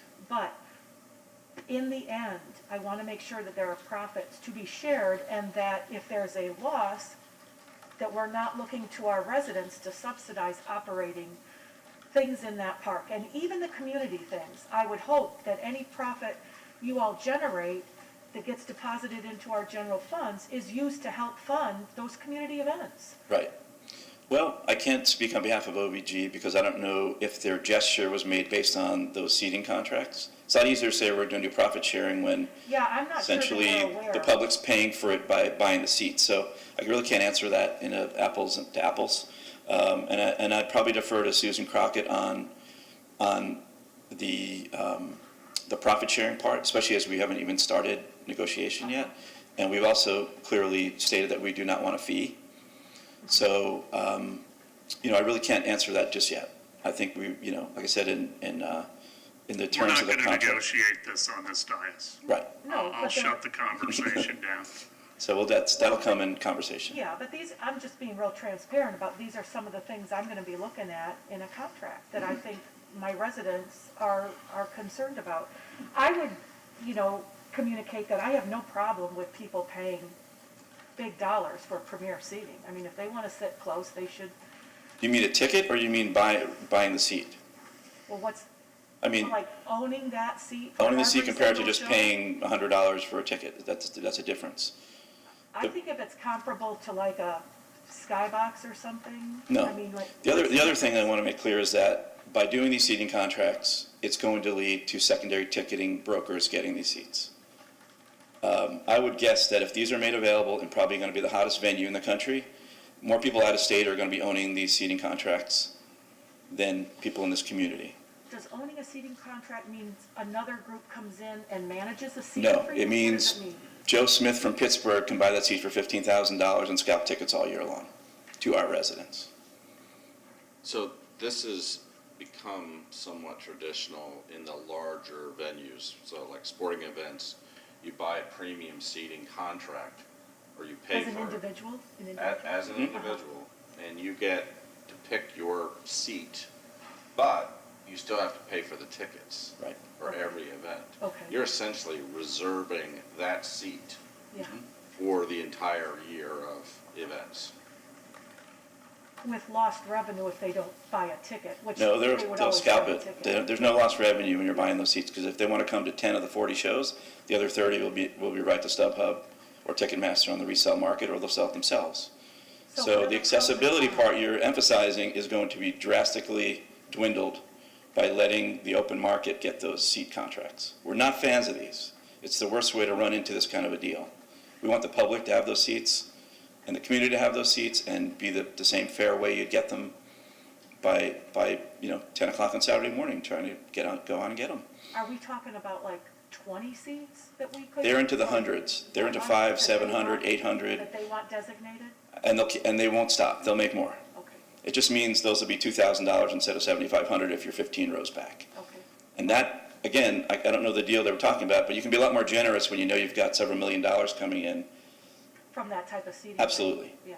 They should be giving you more money than I mean, 100,000. they are not, anybody who does it, they're gonna get their money back. Absolutely. That's what I said. If you This is struck a not a check, it's one thing. not-for-profit, I Yeah. mean. So we'd rather keep accessibility, prices fair, not have anybody getting access to these seats to be able to resell them. And then you're dealing with seating contracts that we don't want to manage, quite honestly. Right. That's a whole other contract that you're saying they're what they're allowed to do with their tickets. But I'm you all know. for accessibility and pricing being fair, but I also don't want to have a loss and have residents subsidized. So I don't know where Yeah, that balance well, we do, is. like I said, our model is, we'll do the right show to make $5. And we'll do the shows that we think the public wants if it's going to be an investment in the artist, because we think they're going to grow. And we want them to be at Coachman in 2 years, and we'll play them at the Hall this year, That's part of the concert business. You invest in the artist, but keep in mind that, certain shows are going to be more expensive than other shows. Yeah. Just like they would be anywhere else, Oh, sure. Do you expect that you can write into a management contract any kind of profit sharing in any of the years? Like Mayor said, we'll address that one during meetings. I think that's Okay. for private. Okay. And then I think we should give direction about any expectations that the city is receiving any certain number of free tickets to any events. And I'm not sure that that's appropriate for us to be receiving free tickets to events. Do you have any thoughts on that? We're happy to work with whatever quantity is fair and that works within your parameters.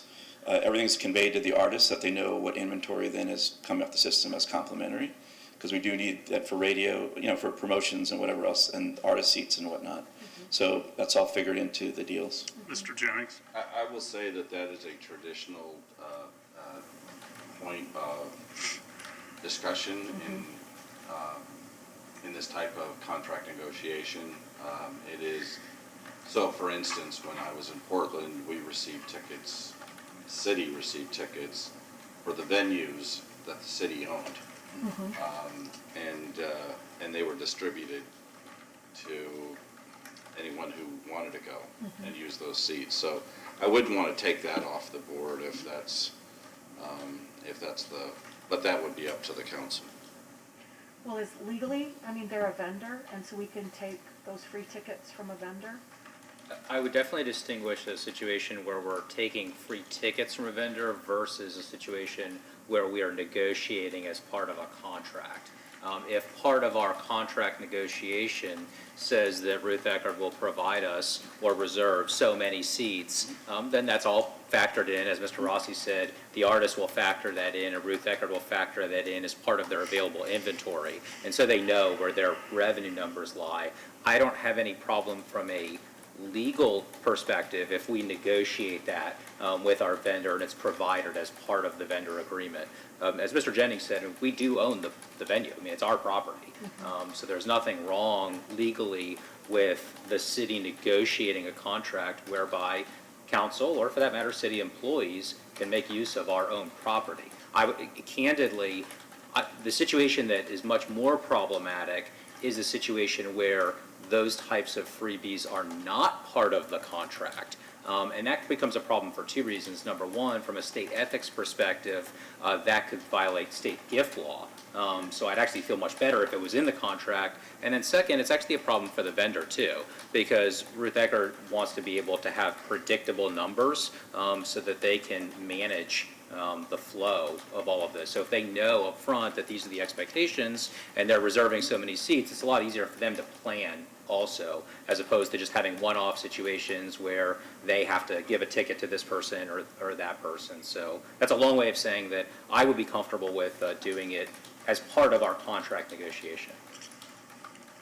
Our residents mentioned an expectation that because Ruth Eckerd Hall is a nonprofit, you'll have lower priced tickets to headliner events. And can you explain to me how that works, because I don't understand? Sure.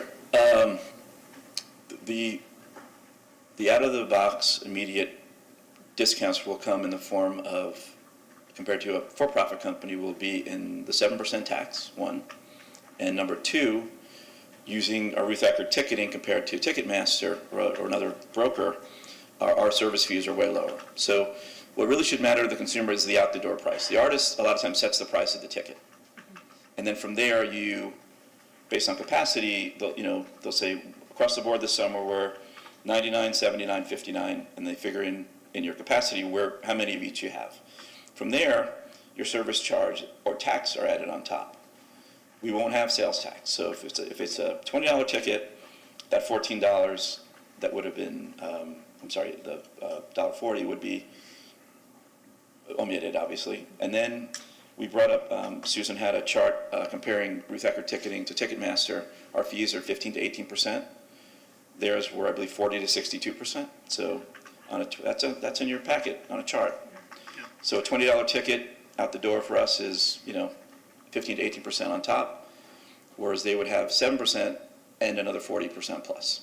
So if they really, it's not the artist ticketing cost, it's going to be the out the door price that matters out of your pocket or on your credit card. So those are the areas that are, when we say we can definitely do it. The other part is, if it's an artist that is not dictating tickets, because of what we do, we want to keep the tickets reasonable, especially as you get further back, or if they're lawn tickets compared to under the cover. And then through time, we'll realize this amenity, how important it is to those coming. That means, as far as we're under the cover, we're protected from the rain and the sun, or it's a beautiful night, I don't want to be under the cover, I want to be on the grass. These come with trial and error, like we said. So you can determine that down the line, a lawn ticket can be no more than X if we're controlling the price. If Billy Joel's controlling the price, it's got to be this much. But if we're doing Happy Together, like tomorrow night, we can say, let's just do $25 lawn tickets, because obviously within that $5,000, you could be the front of the lawn or the back of the lawn. But they can do a GA kind of thing. But on top of that will be no tax and no exorbitant fees. So that immediately is a massive reduction in the out-the-door price, which is what we're trying to clarify. That sounds great. I can understand that. Okay, so our residents have voiced support for sustainable practices at this venue. Do you know, do you feel comfortable in putting that in a contract? What does that look like? And are we going to give direction that we want all compostable materials, no styrofoam, no single-use plastics? Is that reasonable expectation? I think that's all part of the contract discussion. We have examples like in St. Augustine and Amelie that use that. Is there a higher cost for those straws and plates? And does that mean that the hot dog or the soda now becomes more because of that? These are things that we want to be open and transparent to the public on. That Susan bragged about our low concession prices. We'd like to keep that. However, going to these products, if it means everything costs more, that'll have to be reflective in the price to get, again, to the profit like you talked about. But we're open to any and all technology in that field. And, certainly, like I said, there's no better time than now. We've got all of our alliances with amphitheaters and arenas around the country and theaters, and our conferences and our conference calls and our Florida Presenters Network and the Florida Facility Managers Network. The minute an innovation comes out, everybody wants it. From St. Augustine did the water bottles to the stations, and then every kid in school got a St. Augustine amphitheater water bottle to bring home in their backpack. And it just, it flows through the community that way. So whatever amenities or innovations, I should say, are out there, we want to, with the newest venue, we want to have that, That would be great. Yeah. I would, just to make sure, that I'm, answer to residents who are very vocal about that, is if I could have a sense, and I think for transparency, what is the cost of the contract or profits or whatever to have it fully sustainable, or sustainable at maybe this level, and this level, versus not having that at all? Right. Because I need to answer to constituents that have voiced very loud concerns about that, I'd love to see them. I mean, I'm not doubting you. I just want to see specifically what it is. A lot of times it's easy to say, we want this or we want the orchestra, but they don't realize that that's research and development there and cost. Yeah. Well, I would say, Sherry Heilman has spoken about having it. Absolutely. Give her a call, ask her what would make her happy, Right. what she feels is appropriate there, and what the cost is of it, so that we can be real Right. transparent. Just like the ticketing example, we'll show you, here's a conventional exactly. paper cup, Yes, and here's what this costs. yes, I mean, Yes, sir. and hopefully there's not much of a difference as they're more mass produced now, absolutely. My understanding from speaking with Sherry Hillman is that Ocean Allies has been working very closely with Ruth Eckerd Hall in the past. So this is not a new concept. No, right? everything we do at the hall, we run by her with John, our food and bev director, saying we're going to go for these cups or these plates or Yeah. whatever, and is this, cool, and she's been great about, Right. knowing that we're on top of that, so. And having it in a contract is important. What else do you have? I have a few more. So, Well, I'm getting close to the end because I think you're negotiating a contract from the dais, and I'm not going to do that, so I'm going to end the work session in a minute. so I can't ask any more questions right now? You can talk to Mr. Jennings, you can distribute some of the issues, but I feel like we have gone beyond, and I think been very reasonable with the amount of time for your questions, but I think you are trying to negotiate a contract that is the responsibility of our staff to negotiate and then bring back to us. Well, I think it's our job to give staff direction about what's important to us. And, I'm representing the things that I'm talking about and, what about noise ordinances if concerts get delayed? The people who live at Water's Edge care about that. I mean, I, as a council member, need to go out and speak to residents about what this park is going to be like and answer I questions. do too, on a daily basis. I want to know from the person who's going to be managing it. I have a real, to me, But that I think comes it's, back with the contract itself. it does, but why not speak with the person right now about, Because you are giving direction that is your opinion, not voted on by the 5 council members. okay, well, And you don't get to make the decisions for the entire council. I don't, but I think we should give direction. Do we have a consensus that we would like information You about haven't the asked cost that of- one time. Okay, I'm sorry. Have you? No, I don't think I did. I don't think so. Well, Unless I'm can at a we- different meeting. No, you're not. So can we give, direction to staff that we would like to see the cost of a sustainable venue and maybe some different levels of sustainability? I would move that we could do that. Mr. Jennings? I was going to make a recommendation that you supply me with all the questions that you have, and that we can go through that in the negotiations, and then I can kind of report back to all of you individually, but also the cost differential. I mean, that is we can have all of the ideas, the latest and greatest, but there is a cost impact to the people who are going to those concerts, and if we want to make and remembering that if we are going to be exclusively sustainable and there's that cost, that will also impact the community events. Mm-hmm. So we just want to be clear on how that will impact. But I think what I would prefer is to be able to take all of your guidance and be able to talk with Ruth Eckert Hall and negotiate through the proper channels. Okay. But I do have another question.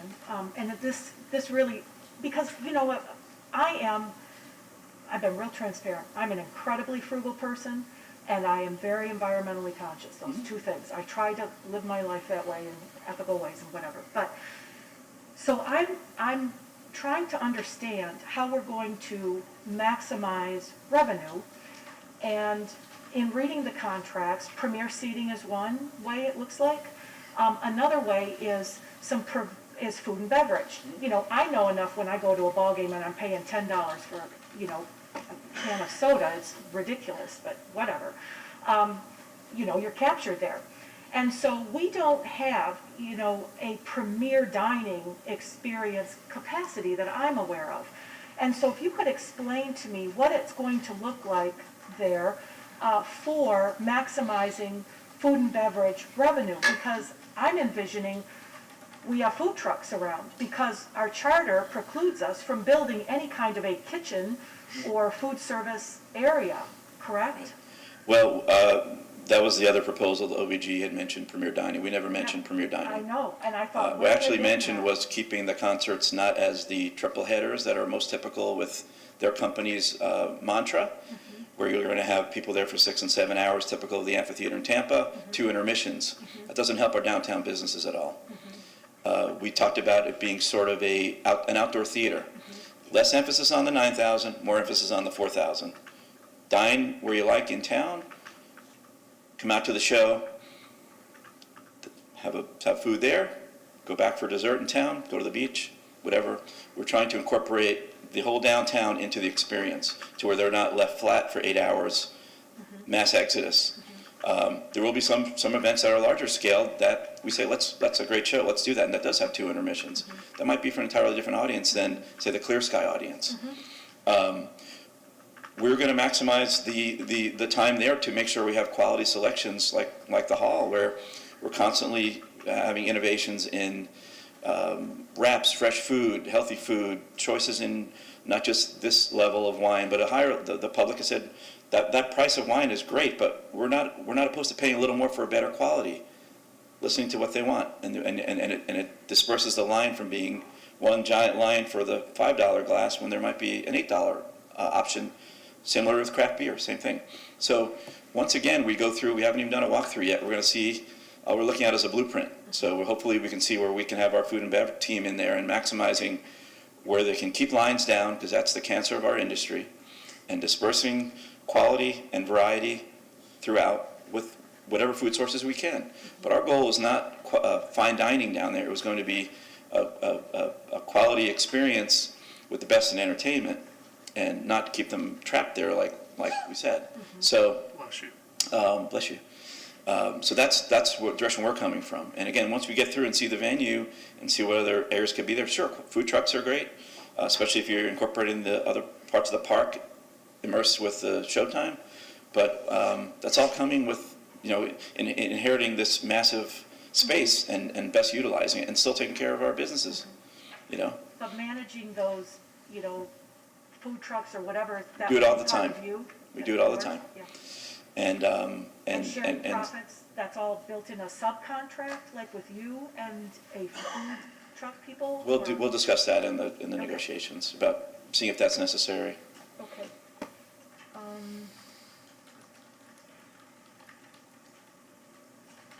I think,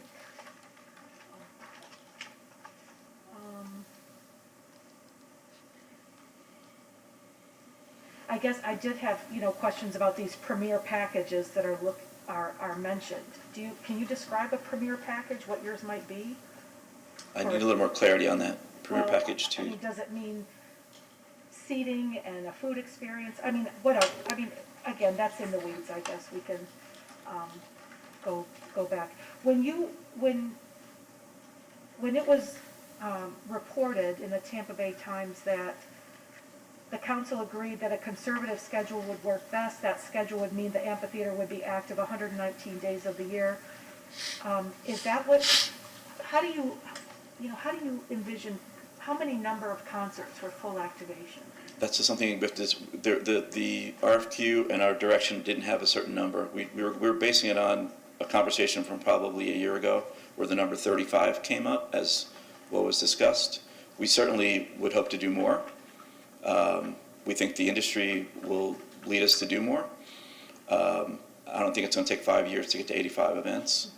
But and in all fairness to OVG as well, neither of us had any quantity direction on the amount of shows that were going to be needed or requested. The last thing we had was that 35 number. We were 35 to 40, and that's what we based our proposal on. We can do 40 just in the summer, probably with what routing we do with St. Augustine. And that's what was talked about Right. in community meetings. That's where that number came Yeah. from. So we're happy to like I said, Mayor mentioned, the more volume and the more quantified approach to the concerts will lead to more profits, more activity downtown, and therefore hopefully more in the other parts of the park. It's still a function of what's on the road too. Correct. In normal years versus, unfortunately what we've had to deal with the last 2 years, but in normal, healthy years, it's, and again, I think we're in a better position simply because of our southern location compared to north. We'll be able to do winter shows and add to that heavy traffic in the summer, which, is a win-win. So, John, how do you feel about, have we given direction about providing revenue or cost offsets for the city? Absolutely. We've given direction? Yeah, I You feel do. I have a comfortable? very good sense of what the council, now, of course, there's no unanimity amongst all 5 of you, but I believe that we can negotiate a fair and equitable agreement with Ruth Eckerd that will maximize the opportunities for the city, but also take into account the community impact. So this is going to be, as I said in the beginning, this is a new business, and there's going to be a lot of trial and error and scale. And so we're going to have to work very closely with Ruth Eckert Hall to figure out what is most appropriate across the board. Food, of course, the venue, the artists, there may be artists, right, that may not work here in Clearwater. Right. And because of complaints or whatever. Those are all things that we'll just have to work together. But we're not going to be able to solve all of those issues in a contract. It's going to have to be a back and forth communication. Can we give direction as a council that we would like to see the numbers about the sustainability features and the costs? I'd like to see the numbers. I mean, I'm willing to look at it. I'm not willing to commit to it because I want to see we don't know what we don't know right now. And until we have that, I think, but I'm certainly willing to look at it. We certainly can pull all of that information together for all of you to review. I mean, this is going to be a process to get to a final contract. When do you anticipate you want the final contract in order to start booking people for, probably sooner rather than later, right? I think I have already half a dozen artists on hold for next summer. Wow. that couldn't wait for this venue to be built because they simply will not play, as I mentioned, in a drape cut down. These are artists who would come in for some multiple nights and that have skipped over the market and we've been promising this for several years that this beautiful vision of an amazing venue will be built, and they keep asking, when is it ready? Is it ready? No, another year, and now they're ready. So, I mean, obviously July is the opening, but you can't book in July. You want to start booking as soon as we can because we want to get these artists here before the competition snatches them up. So, I'd say, as long as it's, like Mayor said, it's a work in progress, we'd like to get the body of it done as soon as possible. We're looking forward to the walkthrough next week and our meetings and working with all you guys individually. And here, it's a partnership, like the other halls are, so. So like a couple months, like within the end of July or August? I hope as soon as possible. I mean, honestly, I don't know what's going to be in front of us. I mean, Susan's laid out some things that are, that are pretty prominent, and that what we're willing to not contest anything, not wanting a fee. We certainly have our strong feelings against the seating licenses. We think morally they're not right. We think Ruth Eckert is like the #1 most hated venue in the country for scalpers. We are just like on a rampage. We just think they're the poison. We think they're the drug dealers of our business. They can sit back in New Jersey or Louisiana with no risk while we're putting our time, effort, and money on the line, and they have protection completely to offset their tickets. I mean, if you would have seen what the Van Morrison tickets were going for in the last row, it disputes everything that you're talking about the public will pay whatever they have to pay to get these tickets, and it's a sin. But if we can control that and get it to our localize and really monitor those seats, and if we find them doing something against the statute, remember, our ticketing company is not Ticketmaster. It's a private company. We don't have to necessarily go by the dollar a ticket, or you can sell, okay? It's more of like we're going to really make it a pain for them to transfer their tickets. And we do that up until the night of the show when they try to change a name at the door. I mean, this is a really serious epidemic in our business, especially when it comes into a brand new business with a high risk, outdoors, and high-priced artists coming through. We want to keep all the money in the spirit of the deal between the artists, you guys, and us.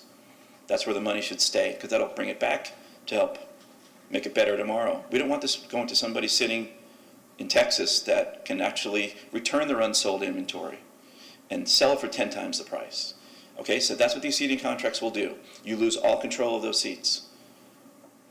Whereas we can keep it local, first ones that get it, and that's the way it should be.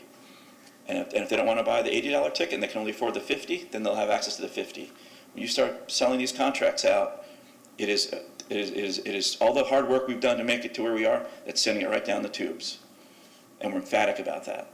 I appreciate that, because I've stood in line for, Yeah. hours and hours, and paid way, too much money sometimes. And I love that philosophy and I'm fully on board, but I also want that, you're able to break even or return a profit to the city. So if we can make those two things work, Put it into the discussion. We got hopefully Fantastic. not a lot of time, but hopefully some time to discuss all this and get this down and let us go to work, because the timing's right to book next summer now. Mr. Jennings? Yes, Mr. Rossi brings up a very good point, which we've been talking about for quite some time. It does take at least a year to begin booking out. I mean, the routing of these shows, there's a considerable amount of time and effort that goes into this, and I feel very confident that we'll come to an agreement, but if it is the will of the council, even just if you're okay with giving Ruth Eckerd the opportunity to start really kind of finalizing and booking some of the shows for over the next July, August, September of next year, October, just because we're going to be under the gun. I don't know how long it's going to take, but I'm very confident we're going to have an agreement. But at every moment we delay is a potential lost opportunity, so. I would rather us allow for a ramp up now so that we don't have a delay of 4 to 6 months. And, if we can't reach an agreement and we went to a secondary, we can build that into the contract that they're going to operate these shows because they've already been booked. I'm very confident we'll be able to work out an agreement, and it will be a priority for us. But again, as we all know, these things take time, and I'd hate to lose the opportunities that could potentially be coming our way because of that delay. But we also feel confident that in July on that they can start to anticipate. Everything is still on time, on budget. Yes. Good to hear. As we enter into the rainy season and everything else. So far, it's been going well for us out there. It's good to hear. Everyone comfortable with them Yes. starting to look for Absolutely. talent in those July timeframes and after? Okay. Yes. All right. Thank you, Mr. Rossi. Thank you, council. We appreciate it. Look forward to working with you. Thank you. Items to be put on the agenda in the future. Did you want to put the feedings, Mr. Bunker? Yes. Okay. Any other items? okay. I thought I had asked about that at a previous meeting, but that's okay. Well, we'll give you dual credit. How Oh. about that? Great. My thing is not working. I would like, I had a couple things. Oh, the Clearwater Neighborhoods Coalition gave us each a binder about some suggestions they had for Community Development Board and other things. And I was thinking we should probably put it on a work session agenda to talk about it in public. In their cover letter to me, they had said, they're going to set up meetings with us, one-on-ones, yeah. So if we could have that sometime, probably after the one-on-ones. The other thing I had was, I don't know the process of recognition of a resident or someone in the community that's done something good, but Bill Poulin is the master gardener who is in charge of our Clearwater Community Garden, where I have a plot. Many others have a plot, and he's done a phenomenal job. And he told me a month or so ago that he's going to be moving, leaving the state, and I just thought it might be nice to have a recognition of him and all that he's done with that community garden. So I don't know if we have to have consensus up here or how that works. I wanted to say that. And then I wanted to say one other little thing. So this was this weekend. I was at the Shopping with a Vibe, and the Motown theme, it was hot, and it was fun to be out there. But a resident came up to me and talked to me, and she said, she wrote in about some resident who was putting up a new fence, and the fence was going to abut a sidewalk out in the countryside area. And there was some issue about the fence couldn't be constructed the way it was originally, and how did all that work? And so I sent that email on to John, and John, I think, sent it to Gina in planning. And the result was, someone contacted this woman, and the fence got put wherever she wanted it. And, the resident who I saw on Saturday said, this woman had just lost a spouse, and things were not going well, and it just made all the difference in the world, she said to her, just to have that, prompt response from the city, from planning. Things got worked out in a positive way, and she said, she had tears in her eyes. She said it made a huge difference. So I just wanted to communicate that those little things, they make a difference to people, and it just, there's a lot of good our city does, and our residents do appreciate it, whether it gets communicated or not. 70% of our budget is people, and people are the ones that interact with the citizens and deliver the service, and we should never miss that. So, anything else, Mr. Jennings? Yeah, I just wanted to quickly mention tonight is the third of our 4 community meetings in strategic planning and ARPA. It's at Clearwater Beach at 6 p.m. And then tomorrow night, we have the same meeting at the Countryside Library at 6 p.m. Mr. Margolis, anything? No, sir. And it looks like this storm may affect us coming out of Mexico, so, time to get prepared for storm season. Tomorrow is day 1.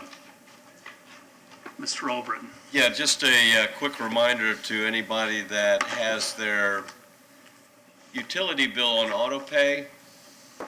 Today is the last day you do it through the city's auto pay website. They're changing the format. So either do it by ACH or go to the website. Don't try to call the city. You can do it on the website. Go in and make your adjustment for your auto pay to their new system. Very good. Thank you, everybody. We're adjourned till Thursday.